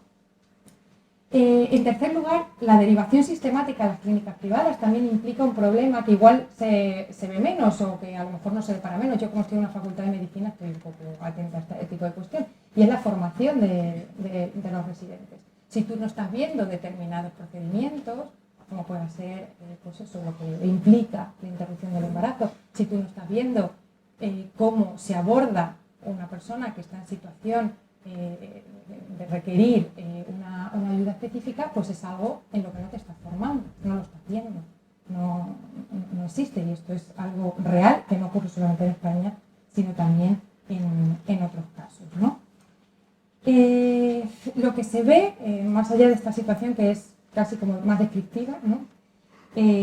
Es que la privación del acceso a recursos comunes y legítimos, como son la información sobre los procedimientos, el acceso a las prestaciones, la atención final, resulta especialmente grave si se tiene en cuenta que el personal facultativo ocupa una posición de poder, no solamente por su calidad de experto, es la persona que sabe hacerlo, que conoce el sistema, que da, sino también es el garante, el gatekeeper, ¿no?, que se dice en inglés, en la provisión de la prestación. Desde el momento en el que tanto el aborto como la prestación de ayuda al morir solo puede llevarse a cabo legalmente, y esto es así, no es así en otros lugares, pero aquí en España es así, son prestaciones que solamente se pueden llevar a cabo en un contexto institucional, clínico, hospitalario y bajo control médico. La necesidad y las decisiones de las personas quedan mediadas por ese criterio y esa autoridad epistémica del colectivo médico especializado. Paradójicamente esto, en un principio se piensa como un mecanismo de garantía, es decir, algo para evitar que se haga de manera, pues, que se practique por personas que no saben, en entornos que no son seguros, que no puedan garantizar que la toma de decisiones ha sido genuina y en libertad, ¿no?, de la persona que decide interrumpir el embarazo o de la persona que decide morir, es decir, un contexto que esté en condiciones de control. Y sin embargo, se ha convertido de manera, pues eso, paradójica, en un lugar donde pues, tiene obstáculos, es un callejón sin salida. Vas allí donde se supone que es donde te lo tienen que hacer, donde el único sitio donde se puede, pero no se hace. Por otra parte, según aparece este conflicto, parece primar el valor de la conciencia de los profesionales frente a esa voluntad expresa y el derecho a la prestación de los pacientes, ¿no? Se produce una falta de reconocimiento de las mujeres que van a abortar, de las personas que han solicitado la asistencia por morir. Esto ocurre de manera frecuente en el ámbito asistencial y la gente que trabajáis, ¿no?, en filosofía de la medicina lo ve, ¿no? Se deja de creer en que esas personas son agentes epistémicos creíbles.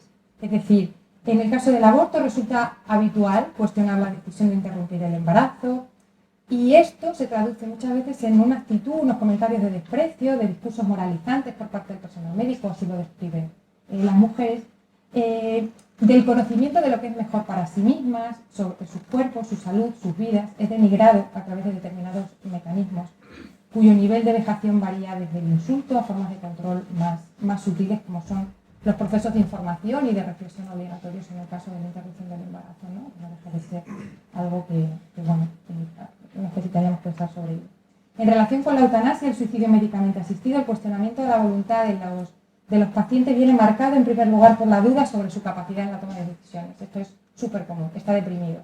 No puede tomar decisiones en esta situación porque está deprimido, no sabe qué quiere, porque claro, tiene la enfermedad que tiene, pobrecito, no está menos, ¿no? Entonces hay una anulación en la más clásica tradición de que aquella persona es un infirmus, esto que decía tanto la Intrago, una persona que no está firme, que no está firme no solamente porque no se pueda tener en pie, porque su condición física se lo impide, sino que moralmente no está fino. Entonces, En esa situación, ¿no? Está eso limitado, pues no podemos creer en su testimonio, su voluntad está viciada de alguna manera, ¿no? Y luego, por otra parte, se dice, hay otras vías, estos motivos paliativos, que además se han contrapuesto de una manera falaz a la prestación de ayuda móvil. Estas formas de cuestionamiento, lejos de generar comunicación y toma de decisiones cooperativas, fruto de una colaboración epistémica, ¿no?, entre quienes tienen ese conocimiento experto, y hay una simetría que se da precisamente por esto, y los legos, producen formas de injusticia que superan el ámbito interpersonal para alcanzar un ámbito mayor hacia la colectividad, ¿no? Esa es la percepción que se tiene. Entonces, tú me callas, llegados a este punto, ¿no?, cabe plantearse primero cómo se ha llegado hasta aquí, ¿no? Es decir, y si cabe algún tipo de visión alternativa. Claro, la cuestión en un principio de la objeción de conciencia estaba bien pensada. Es decir, pues aquí en sistemas totalmente homogéneos, nosotros cuatro que pensamos lo que pensamos, teníamos que pasar por el rodillo de la mayoría. Es decir, la idea era preservar la libertad de conciencia, ¿no? Y eso está fenomenal. Pero en el ámbito del sanitario, pues ha llegado un momento en el que, no sé, igual suena muy fuerte, pero es que verdaderamente es lo que arroja la realidad. O sea, aparece una conciencia totalizadora, ¿no? No tanto integrada en otros sistemas de creencias, sino más totalizadora.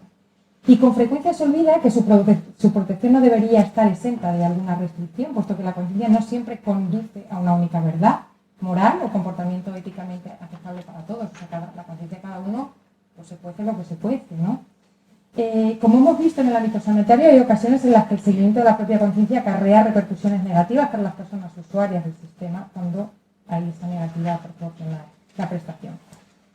Hay un amplio acuerdo en que los asuntos relacionados con la conciencia implican la activación de las convicciones que resultan esenciales para el individuo, aquellas cuya vulneración implicaría la pérdida de la propia integridad moral.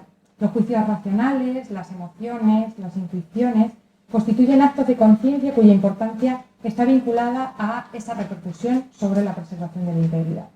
Y esa noción de integridad guarda relación con una suerte de unidad psicológica interna, ¿no? Lo que nos da como ese core, ¿no?, que se mantiene. Desde ese punto de vista, el valor de la conciencia está relacionada con preservar esa cualidad unitaria. Y los juicios de conciencia definen éticamente al individuo, ¿no? Descubren el núcleo moral de su carácter y lo que eso significa para él. Así considerada, la conciencia es tanto un conjunto de principios o una guía moral para distinguir el bien del mal como una función de personalidad preservadora de la identidad. Por tanto, cuando hay un conflicto ético, la pregunta clave y que se pregunta normalmente es decir, ¿puedo hacer yo esto y seguir siendo yo mismo? ¿O con esto no voy a ser capaz de reconocerlo? De acuerdo con esa perspectiva, la conciencia tiende a una cuestión fundamental, ¿no?, que es el impacto que tiene sobre sí, sobre uno mismo y la propia personalidad, la vulneración de los compromisos morales más profundos. Hay algunos autores que piensan que pedir a un profesional sanitario que vulnere su conciencia crearía, y esto es una cita de Pellegrino en concreto, un cisma psicológico que viola la integridad de la persona como una unidad de cuerpo, alma y psique.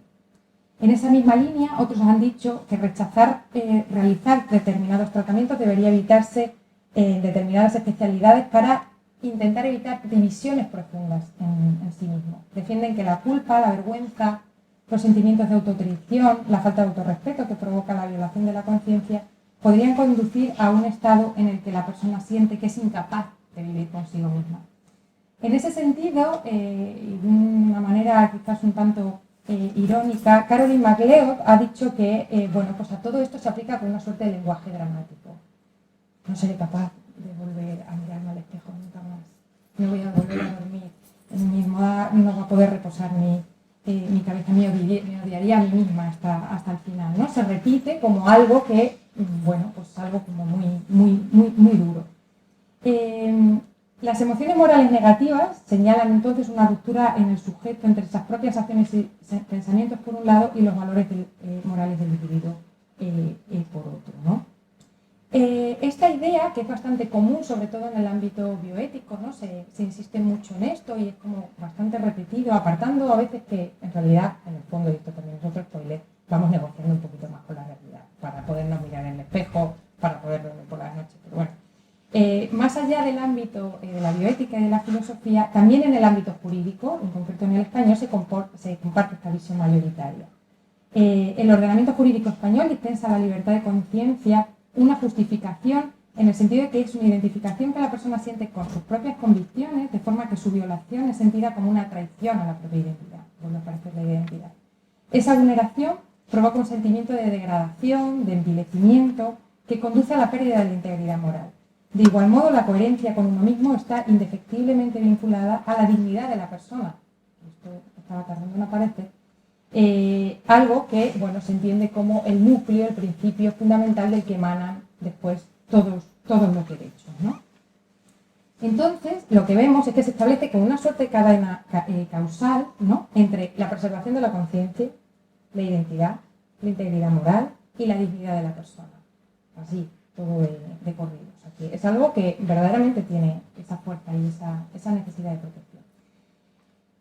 Esta consideración, que como digo es la dominante, ha conducido a blindar moral y jurídicamente la conciencia. En realidad, de facto, determinadas conciencias nos conduce a situaciones que no tienen una fácil solución, ¿no? Desde el punto de vista formal, se exige que la objeción de conciencia sea auténtica.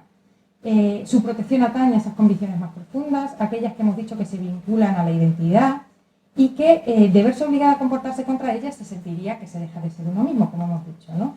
Quedan, por tanto, fuera del ámbito de protección aquellas ideas, creencias, opiniones que no alcanzan el grado de arraigo de la convicción o las meras preferencias y gustos personales.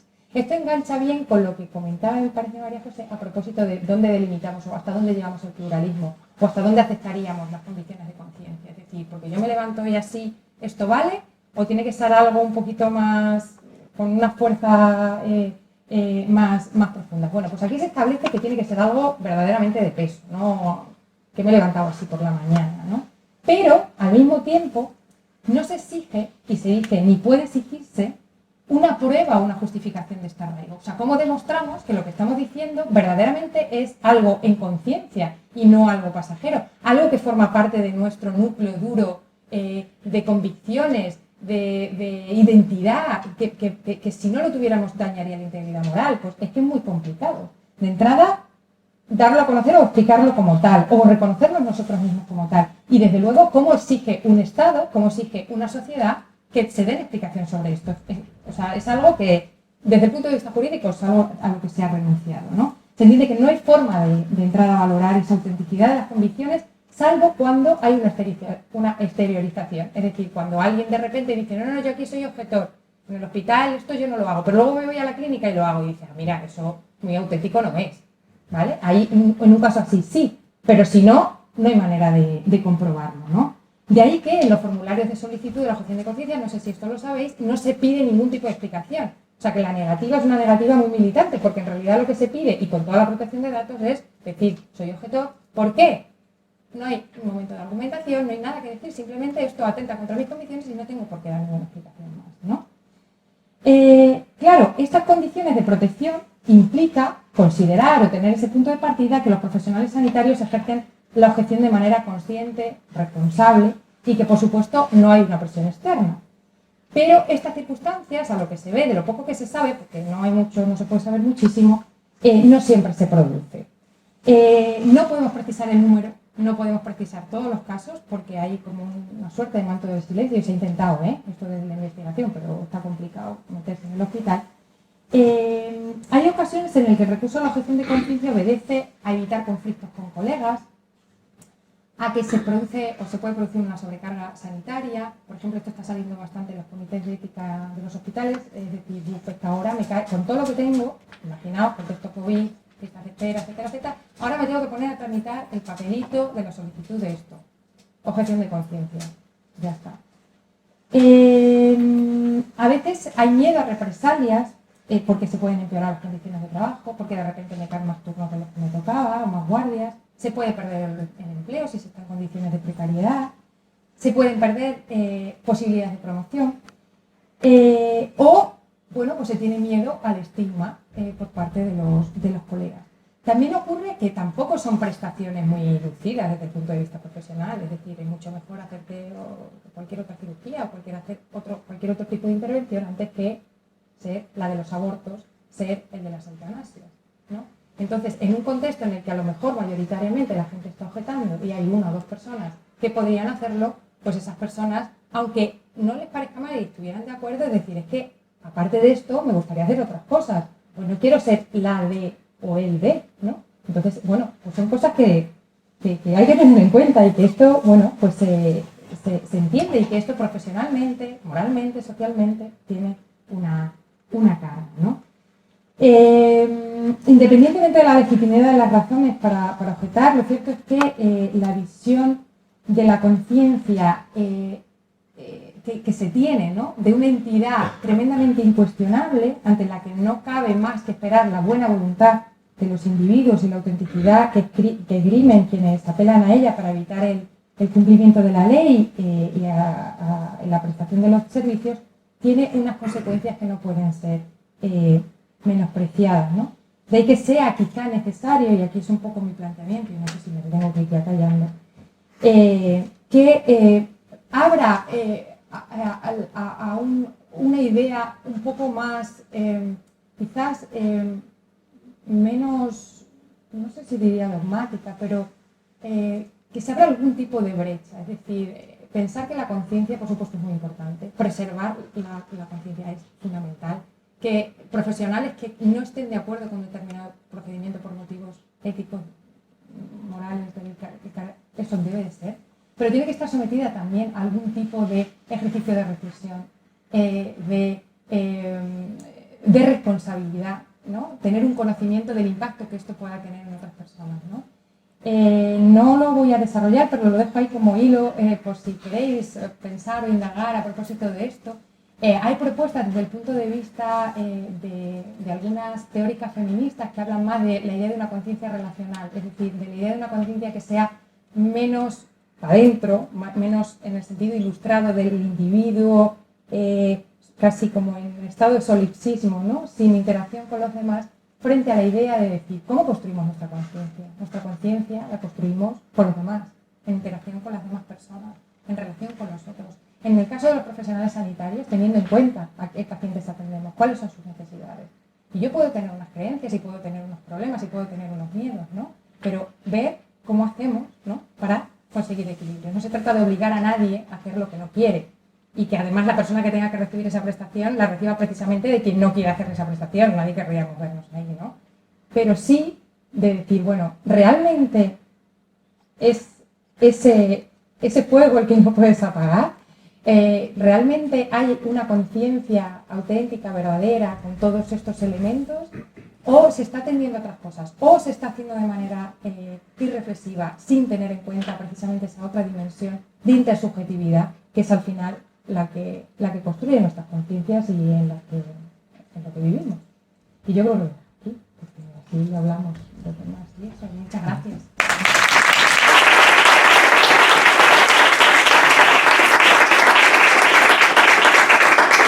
Muchas gracias, Rosana. No sé si alguien quiere abrir la brecha o la abro yo. María José. Muchas gracias. Yo te quería hacer una pregunta, bueno, porque tu propuesta va un poco, es muy ilustrada, tiene que podemos tener una conciencia más reflexiva, estar dispuesta a las razones, en fin, yo soy más pesimista. Yo también, lo que pasa es que hay que hacer un poder. Claro, y entonces no sé si a veces se empieza, no por, digamos, esta posibilidad, que al fin y al cabo está bien, pero ya te digo, creo que la gente tiene muchas cosas en la cabeza y lo último que quiere es ponerse la razón. Y sin embargo que hubiese un poco más de control. Has hablado de una cosa que creo que es muy importante, que es la conciencia sin responsabilidad, ¿no? Que esto yo creo que es fundamental. ¿Qué significa ser objetos de conciencia y qué significa tener con esa decisión pues cierta posibilidad de determinar muchas cosas? Entonces, más mecanismos simplemente de control interno, sobre todo en los casos en los que eso sea insincero o esté presionado. Que yo creo que eso es lo que más nos preocupa, ¿no? No que haya alguien que tenga objeción de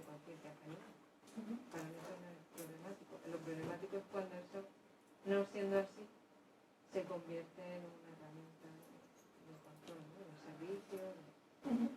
Entonces, casi que, no sé, si pensáramos más en sistemas de control o de que determinadas capacidades no residan en una persona, que casualmente vaya diciéndole a todos los demás. En fin, algo que sea menos optimista, pero quizá más eficaz. No sé. Claro. Gracias. Yo le estoy dando bastantes vueltas a todo esto, ¿no? ¿Cómo se responde a todo esto? ¿Cómo resolvemos este problema, ¿no? Y no te creas que soy optimista, ¿eh? O sea, sí que pienso, además intento transmitirlo así con convicción, entre futuros médicos, en la idea de que lo que se hace tiene un impacto y que es el valor también de lo que hacemos aquí, ¿no? El decir que te quede ahí un pepito grillo, ¿sabes? Que te diga, pues esto muy bonito no está, ¿no? Es decir, para que te dé como el pie, ya no tanto a dar argumentos ni nada, sino simplemente a esta mujer le estoy haciendo una faena o a este hombre, pues igual esto me incomoda o me puede dar, pero bueno, yo qué sé, por un lado eso, por otro lado están los mecanismos de control, que no te creas que son menos optimistas, porque de hecho no se dan. Es decir, hay como las instituciones no son permeables ni siquiera al conocimiento de la realidad, que sería por donde habría que empezar, es decir, ¿cuál es esta realidad? ¿Qué pasa aquí?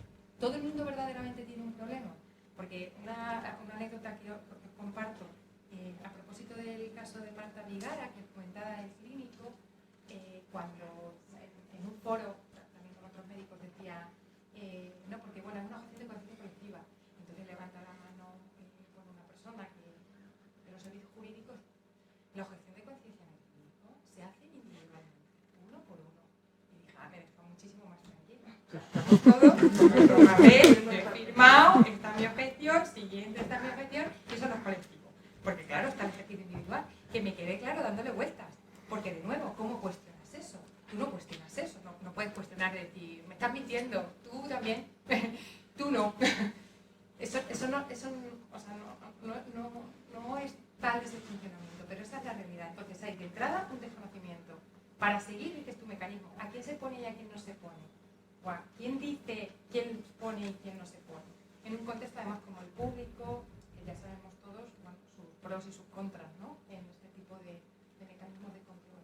O sea que yo pienso que tiene sentido y que dar espacio y decir, bueno, pues si no hay gente, pues saber quiénes son las personas que están dispuestas, cómo se distribuye el trabajo, qué manera racional habría de hacerse. Pero es algo que hasta ahora no se ha conseguido y que no tiene visos verdaderamente de conseguirse. No está introducido no solamente en las leyes orgánicas que tenemos que regular esto, sino tampoco en los reglamentos que lo desarrollan. Se protege, se blinda, está completamente blindada. De verdad, esto no es un posicionamiento de cómo yo opino que la objeción de conciencia. Es que realmente hay un blindaje muy fuerte porque se entiende que es muy importante la libertad de pensamiento y la libertad de conciencia y demás. Y obvio, seguro, estamos todos de acuerdo aquí en esa cuestión. El problema es cuando lo trasladamos y nos encontramos con este panorama. Sí, gracias. Yo,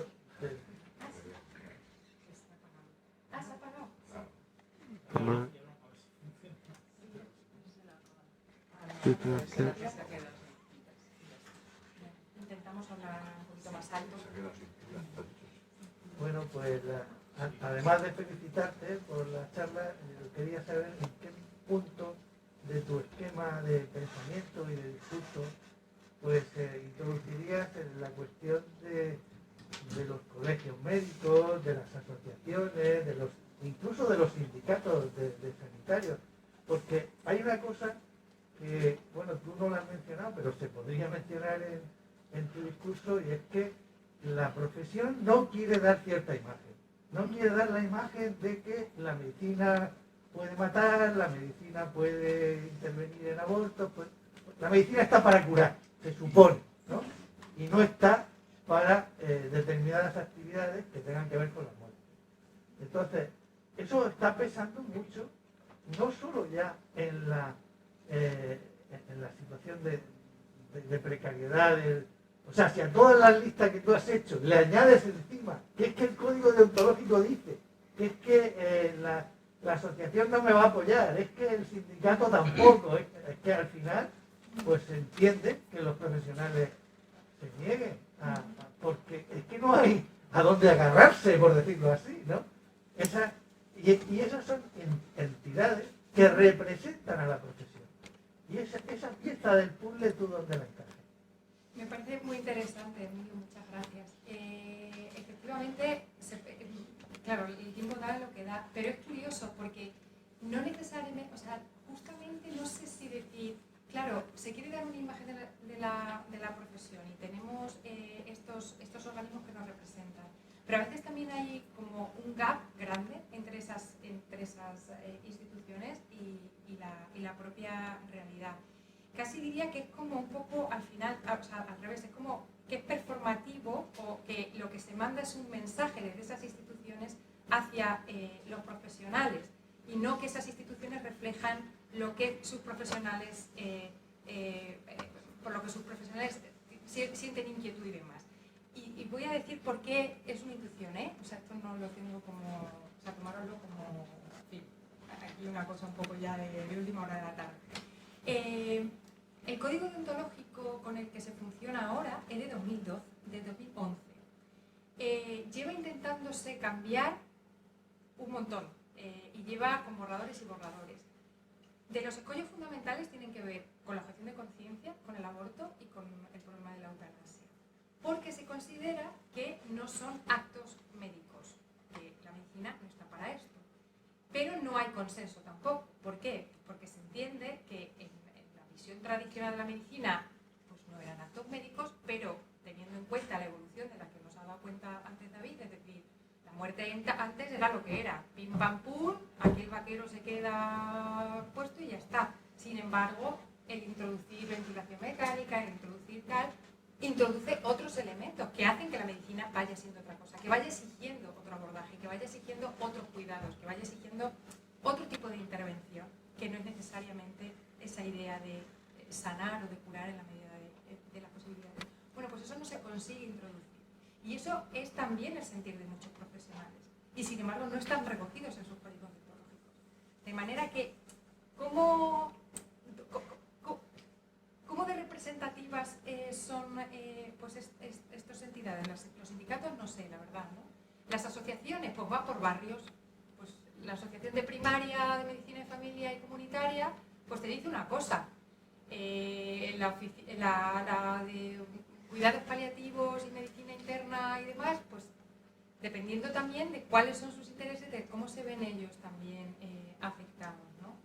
Entonces, es verdad que ¿qué lugar ocupan? De entrada lo que sí se ve es un nivel de ideologización muy fuerte.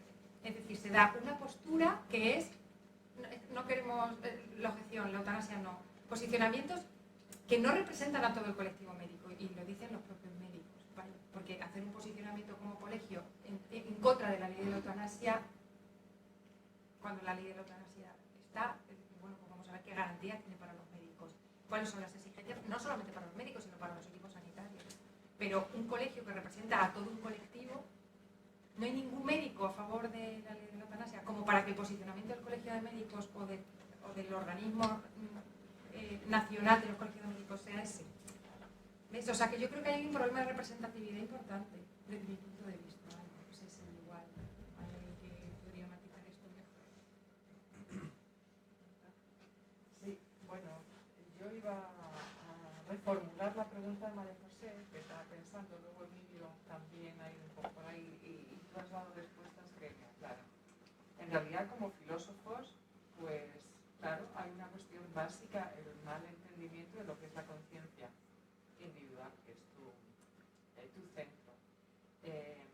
Y claro, la cuestión es cómo transmites eso a toda no una sociedad, porque hay mucha gente que podría entenderlo, pero a muchas situaciones, instituciones, estados de cosas, en fin.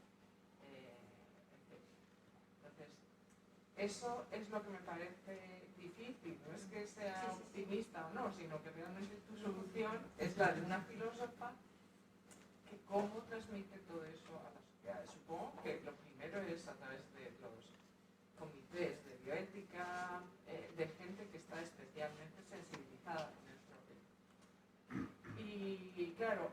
bajado un escalón y ya he hablado de las asociaciones y de los sindicatos. Y yo estaba pensando en esto y también como filósofa lo entiendo y haría lo posible por extender esa idea. Pero, por ejemplo, como feminista, pues yo veo que el movimiento feminista tampoco ha adoptado nunca, es decir, es muy claro que la sociedad, y cada vez más, está muy polarizada, entonces está muy clara que la actitud de las sociedades médicas y tal es ideológica, pero también está clara que el movimiento feminista insiste en algo, con lo que estoy absolutamente de acuerdo, ¿no? El aborto libre y gratuito, o algo, insiste en que es algo a lo que tenemos derecho las mujeres y tal. Pero sin embargo, no analiza, o me parece que no percibe también el otro punto de vista. Es decir, no se hace tampoco el análisis filosófico, que me parece que es necesario. Bueno, esa era la cuestión, pero has contestado muchas cosas, ¿no? Y realmente es que no le veo muy bien salida, excepto que naturalmente la clase política es responsable de que dicta leyes, pero luego no hace un seguimiento. Y en el caso del aborto, la cuestión de la estigmatización, no solo porque se haga así, sino en principio el aborto, es decir, se saben los números, se sabe la cantidad de adolescentes que abortan cada año en este país. Pero luego hay una especie de ceguera, tú has utilizado esa palabra, de ceguera, ante el hecho de que esos abortos se realizan en algún sitio y no se realizan donde la ley dice que se deben realizar y donde políticamente se tiene que garantizar que se puedan realizar. Total. Yo creo que en la cuestión del debate de la objeción de conciencia y en general, según como yo he ido viendo la investigación y tal, se centra mucho en la relación asistencial, en la relación médico-paciente, en cómo afecta a los profesionales, en si tendríamos que aceptarla o no tendríamos que aceptarla. Que hay posiciones, ¿sabéis? Bueno, pues hay quien dice, tú eres médico y eres ginecólogo, pues olvídate de objetar, porque te va a tocar hacer un aborto. Tú eres esto y esto, pues no, pues mira, métete al anatómico forense y allí no vas a tener ahí con los muertecitos de David, ¿no? Ahí no te vas a tener que enfrentar a otras cosas, es decir, la especialidad donde no te metas en un jardín, claramente. Entonces hay esas posiciones, que yo creo que desde el punto de vista teórico, es decir, una puede simpatizar, pero luego teóricamente poco sostenible, ¿no? Porque es decir, bueno, objetamos a lo que no, o sea, no objetamos a lo que no queremos objetar, pero a lo mejor hay otras cosas a las que objetaríamos, ¿no? Entonces, pues, es complicado esto. Pero está muy focalizado en eso, en si sí se debe, o qué se debe, o en qué condiciones, y menos en cuál es la responsabilidad institucional en todo eso.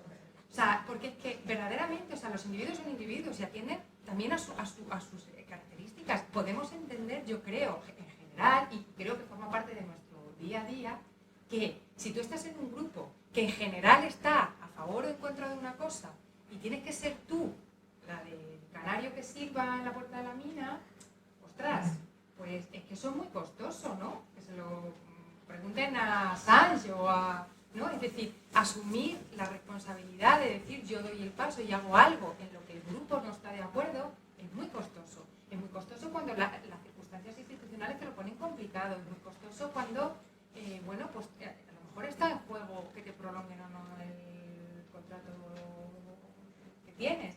Entonces, es casi como que hacerlo es altruista o supererogatorio, si queréis. O sea, no sé hasta qué punto se puede pedir ese heroísmo. Tal, ¿no? Hay quien lo ha hecho, pero por una convicción muchas veces desde el punto de vista del activismo feminista en el caso del aborto. Pero son unos costes que hasta qué punto son exigibles. Pero sí es exigible que las instituciones garanticen a sus objetores, sus objeciones y sus conciencias. Nada. Pero, a ver, luego hay una población que tiene derecho a unas prestaciones. ¿Y qué está pasando con eso? Es algo a lo que nos sale incaldiente. Y nos sale incaldiente ya llevamos unos años, el aborto desde el 10, la eutanasia, bueno, la tenemos aquí más reciente, pero la legislación desde luego ya no está comprobando. O sea, si esto se piensa que se va a resolver por los registros de objetores, ya os voy adelantando que no va a ser así. Porque además no hay una voluntad de que eso sea así, ¿no? Entonces, bueno, pues ahí entran también, y sería bonito analizar, ¿no? Pues la fuerza de las corporaciones, en este caso la América, y el poder que tienen a la hora de negociar también políticamente sus posiciones y hasta dónde llegan sus obligaciones y sus privilegios, que no deja de ser situaciones de privilegio. O sea, a nadie nos daría por objetar y si nos quedamos así tal cual. O sea, alguna consecuencia, ¿no? Serían conciencias con consecuencias, no como en este caso. Una pregunta muy corta. ¿Hay mucha objeción de conciencia también para el proceso de cambio de sexo? Pues ahí no, hasta donde yo sé, no mucho, porque hay muy pocas unidades que se dediquen a esto, muy pocas, y las que hay están justamente creadas o llevadas por personas que sí que lo hacen. Una Claro. reflexión que quería plantear también está en la subjetión, ¿no? Ujú. No podrían crearse unidades de... Claro, sí. Es una voluntad política, ¿eh? Ya se la Claro, respuesta. sí se puede, sí, unidades. La cuestión es la transversalidad y que hay gente que no quiere hacer. Eso sí que se ha planteado alguna vez, por ejemplo, en Estados Unidos, que hay algún estudio un poquito más en profundidad, de gente que dice que yo no quiero hacer esto. O sea, forma parte del desgaste no solamente por el hecho del aborto tal, sino, yo qué sé, una persona, un nefrólogo, que lo único que está haciendo es pautar la diálisis, y dice, por favor, dame un tirito y mándame a hacer, yo qué sé. Porque, no, imaginaos que estáis ahí con el tacataca todo el día, pues quieres hacer otra cosa, así todo el rato, ¿no? Pues un poco así. Tenemos una intervención de la compañera. Sí. Que yo lo único que quería decir es que al hilo de esto, en realidad, está claro que no se puede privar a nadie de la libertad de pensamiento. Pero en los casos en los que, por ejemplo, además no me voy más lejos, en el caso de aquí, de Murcia, si yo, por ejemplo, quisiera si yo, por ejemplo, quisiera la eutanasia o un aborto y no lo pudiera realizar porque son objetores de conciencia y yo no tengo los medios para poder realizar en una clínica privada, ahí no supone una limitación el hecho de que, porque yo no tenga los medios, está teniendo más importancia la objeción de conciencia del médico que no lo quiere hacer que mi derecho a ejercer esa prestación. Solo por el mero hecho de que yo no tengo los medios como para irme a una clínica privada a realizar aborto o eutanasia. Entonces no debería haber como un cierto remordimiento moral en ese aspecto. Claro, pues te remito al documental que la verdad me pareció bastante ilustrativo, ¿no? De, pues, si está pasando esto, ¿cómo era? ¿No? Y si insistía en la pregunta no había una buena respuesta, francamente. Una cosa sí que hay que aclarar para que se sepa, ¿no? Bueno, que solo sea así a modo de... aunque tú te vayas a una clínica privada, el Estado paga esa prestación, ¿vale? O sea que se tiene derecho también esto para que se sepa bien. Y en el caso de la eutanasia, de momento no es algo que se pueda hacer en clínicas privadas, en hospitales concertados, ¿no? En domicilio sí se puede, ¿eh? En domicilio sí, pero con control médico. Pero vamos, que no hay clínicas específicas de momento dedicadas solo a prestación de ayuda para morir. ¿Vale? O sí se puede, pero si tienes razón en que se priva, o sea, que se prioriza la objeción frente a la prestación, en la realidad es lo que está ocurriendo. Es un derecho mucho más blindado que el otro, porque se entiende que es un derecho fundamental, o sea, esto jurídicamente también tiene su trascendencia, ¿eh? O sea, se entiende que eso es un derecho fundamental y el derecho a la prestación entra dentro como de los derechos sociales dentro de la Constitución, ¿no? Entonces no tiene como el grado de protección que tendría el de la libertad de conciencia del artículo 16. Quedan 5 minutos y tenemos casi 3 palabras dadas y en 5 minutos es que los tenemos que ir si no queremos saltar la valla de movimiento. Creo que da lugar a alguna palabra más, Juanma da la suya, Isabel. No, yo solamente era, varias cosas. O sea, que muy bien la conferencia, me gusta por la claridad, no quiere decir que esté de acuerdo con todo, ni muchísimo menos, pero sí varias cosas. Una es, lo primero es que yo pienso que, bueno, en España tenemos una gran tradición de libertad individual, gracias a Dios.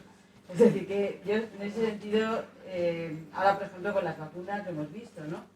Es decir, que el 90 y tantos % se ha vacunado porque libremente ha querido, pero no se ha impuesto como obligatoria a diferencia de otros lugares, ¿no? el problema que yo veo frente a lo que ha dicho, no me acuerdo, no sé cómo te llamas. Es que claro, el momento en el que te ponen, o sea, te dejo libertad de conciencia, pero tienes que, esto que has dicho antes, a un riesgo, ¿no? Claro, a mí eso no me parece libertad. Yo pienso que si uno está en conciencia, se arriesgará incluso a consecuencias negativas. Pero claro, si te dicen, bueno, si no te vacunas, te quito el sueldo, te quito el trabajo, claro, que es lo que ha pasado en Italia, por ejemplo. Es decir, algunos, claro, no me parece...